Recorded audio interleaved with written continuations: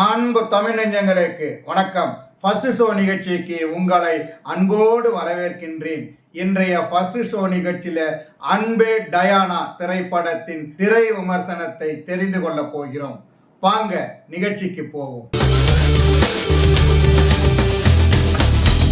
சாதி, மதம், இனம், மொழி இவையற்றையெல்லாம் தாண்டியதுதான் காதல் என்பதை கலகலப்பாக சொல்லுகின்ற கதைதான் இந்த படத்தின் கதை.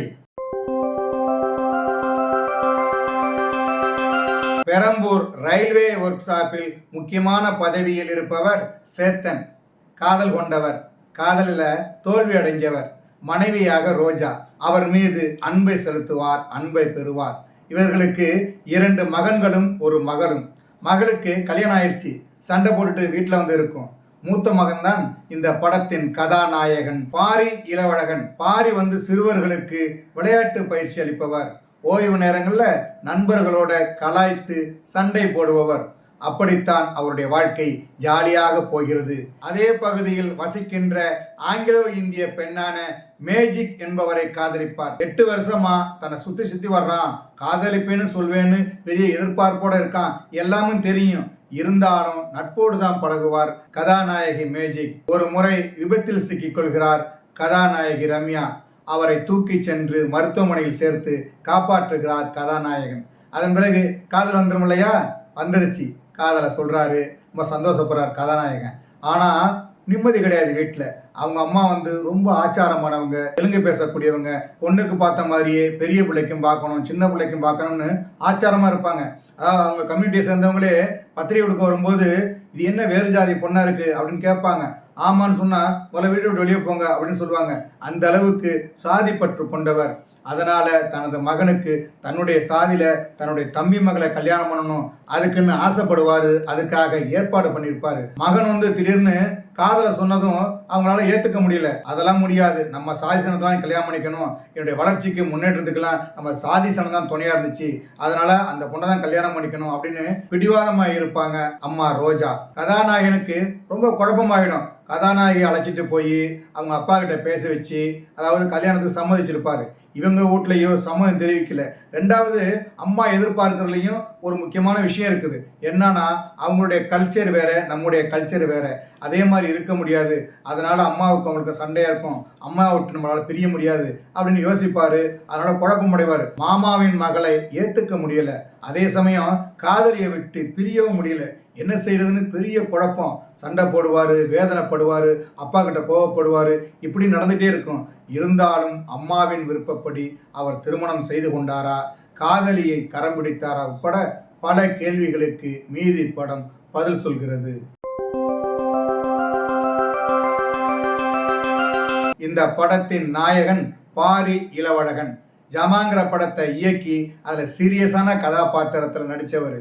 இந்த படத்தை இயக்கி காமெடியான கதாபாத்திரத்தில் நடித்திருக்கிறார். ஒரு சாதாரண இளைஞனுக்குரிய கதாபாத்திரம் என்பதால் அதற்குரிய நடிப்பை கொடுத்திருக்கிறார். ஆனால் குடும்பத்துக்கு கட்டுப்பட்ட இளைஞராக வருகின்ற காட்சிகளில் கவனம் ஈர்க்கும் நடிப்பை வழங்கி இருக்கிறார். ஆங்கிலோ இந்திய பெண்ணாக மேஜிக் என்கிற கதாபாத்திரத்தில் நடித்திருக்கிறார் ரம்யா ரெங்கநாதன். தைரியமான போல்டான ரகலையான பெண்ணாக படம் முழுக்க அசத்தி இருக்கிறார். அந்த பாத்திரத்திற்கு தகுந்த நடிப்பை கொடுத்து பல இடங்களில் கைதட்டலை பெறுகிறார். ஜமா, விடுதலை போன்ற படங்களில் தனது நடிப்பு திறமையை வெளிப்படுத்திய சேத்தன் இந்த படத்தில் செம கலட்டாவான பாத்திரத்தில் நடித்து படம் முழுக்க சிரிக்க வைக்கிறார். காலையில் மனைவிக்கு பயந்த அமைதியான கணவனாகவும், மாலையில் குடித்துவிட்டு வந்தால் கோவப்படும் கணவனாகவும் நடித்து அந்த பாத்திரத்திற்கு வலிமை சேர்த்திருக்கிறார். நாயகனின் அம்மாவாக தெலுங்கு பேசும் சரளா என்கிற பாத்திரத்தில் ரோஜா நடித்திருக்கிறார். நீண்ட இடைவெளிக்கு பிறகு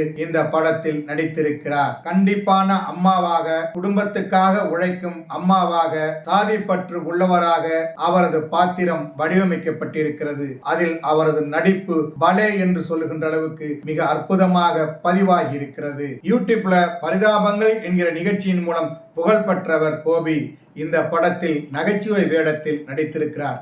நகைச்சுவைனா பெங்களூர் பாபா என்கிற கதாபாத்திரத்தில் அன்லிமிட்டெட் காமெடி சொல்லுவாங்களே, அது மாதிரி நகைச்சுவை கொட்டி இருக்கிறாரு. அவர் பேசுகிற பேச்சு, விளையாட்டு, கிண்டல், சிரிப்பு எல்லாமே சிரிக்க வைக்குது. தமிழ் சினிமாவுக்கு இளம் காமெடி நடிகர்கள் இல்லை அப்படின்னு சொல்லுவாங்க இல்லையா, அந்த இதை போக்கி இருக்கிறார் கோபி. தமிழ் சினிமாவுக்கு ஒரு நல்ல நகைச்சுவை நடிகர் கிடைத்திருக்கிறார். கதாநாயகனின் மாமாவாக மங்கபாபு என்கிற கதாபாத்திரத்தில் செல் முருகன் நடித்திருக்கிறார். அவருடைய கலாட்டாவும் படத்தில் பல இடங்களில் சிரிப்பை வரவழைக்கிறது. அவரது மகளாக நிகிலா சங்கர், நாயகனின் சகோதரியாக இஸ்மத் பானு, நாயகனின் தம்பியாக சுதர்சன் காந்தி, நாயகியின் பெற்றோராக நடித்திருப்பவர்கள் என படத்தில் நிறைய பேர் நடித்திருக்கிறார்கள். இந்த படத்திற்கு செல்லி கேவிஸ்ட் ஒளிப்பதிவு செய்திருக்கிறார். படத்தின் பெரும்பான்மையான காட்சிகள் பெரம்பூரை சுற்றி படமாக்கப்பட்டிருக்கிறது.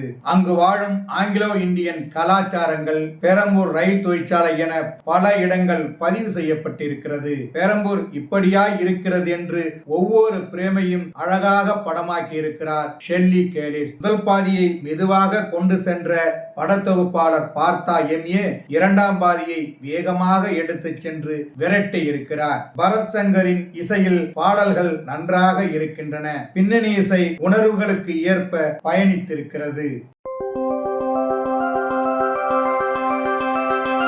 பல வெற்றி படங்களை கொடுத்த மில்லினியம் டாலர்ஸ் என்கிற நிறுவனம் இந்த படத்தை தயாரித்திருக்கிறது.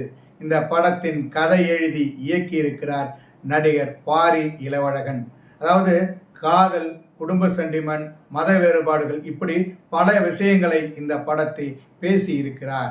நம்மை நேசிப்பவர்களை நாம் நேசிக்க வேண்டும் என்கிற ஒரு வாழ்க்கை அனுபவத்தை இந்த படத்தில் கொடுத்திருக்கிறார். பல காட்சிகளை நகைச்சுவை காட்சிகளாக படமாக்கி ரசிக்க வைக்கிறார். தந்தை மகன் உறவு இந்த படத்தில் கொண்டாட்டமாக அமைந்திருக்கிறது. அது படத்திற்கு கூடுதல் பலமாக அமைந்திருக்கிறது. கதாபாத்திரங்களுக்கு இடையேயான மோதல்கள் மற்றும் அவற்றின் தீர்வுகள் சுவாரஸ்யமாக படமாக்கப்பட்டிருக்கிறது. கடைசி 20 நிமிடங்களில் இடம்பெறும் திருப்பங்களும் உணர்வுபூர்வமான காட்சிகளும் படத்திற்குள் நம்மை கட்டி போடுகிறது. நாயகனை பக்கர் என்று அழைப்பதும், பதிலுக்கு நாயகன் நாயகியை ஆப்பக்காரி என்று அழைப்பதும் படத்தில் கலகலப்பூட்டுகின்றன. ஆப்பக்காரி என்பதற்கு என்ன அர்த்தம் என்று இயக்குனர் தான் பதில் சொல்ல வேண்டும். ஜமா படத்தை சீரியஸாக கொடுத்த பாரி இளவழகன் இந்த படத்தில் நகைச்சுவை நெகிழ்வு என்று படமாக்கி நம்மை படத்தோடு ஒன்ற வைத்து பயணிக்க வைத்திருக்கிறார். இந்த படம் அவருக்கு ஒரு கமர்ஷியல் படம். அதாவது அவருக்கு அந்த மாதிரி தான் நடிக்க தெரியும் அப்படின்னு சொல்லியிருந்தாங்க இல்லையா, அதை விட இப்படியும் ஒரு கமர்ஷியல் ஹீரோவாக கமர்ஷியல் படத்தை கொடுக்க முடியும் என்கிற அனுபவத்தை இந்த படத்தின் மூலம் தந்திருக்கிறார். படம் முழுக்க சிரிச்சுட்டு இருக்கலாம், லாஜிக் பார்க்க வேண்டாம், மேஜிக் பார்க்கலாங்கிற மாதிரி மேஜிக்கை பார்த்துக்கிட்டே இருக்கிற மாதிரி ஒரு நல்ல படத்தை கொடுத்திருக்கிறார். அதனால கமர்ஷியல் ஹீரோவுக்கான தளத்தை தனக்காகவும் படைத்திருக்கிறார். இந்த அன்பே டயானா படத்தை பொறுத்தவரை ஒரு நல்ல பொழுதுபோக்கு படம். என்ன நேயர்களே, அன்பே டயானா திரைப்படத்தின் திரை விமர்சனத்தை தெரிந்து கொண்டீர்களா? சரி, தமிழ் வலைக்காட்சியை தொடர்ந்து பாருங்கள். தமிழ் வலைக்காட்சியை லைக் பண்ணுங்க, ஷேர் பண்ணுங்க, கமெண்ட் பண்ணுங்க, சப்ஸ்கிரைப் பண்ணுங்க. தமிழ் வலைக்காட்சியின் புதிய அப்டேட்டுகள் உடனுக்குடன் உங்களுக்கு தெரிய வர அருகில் உள்ள பெல் பட்டனை மறக்காமல் அமுக்குங்க. கலை இலக்கியம் யாவும் மக்களுக்கு.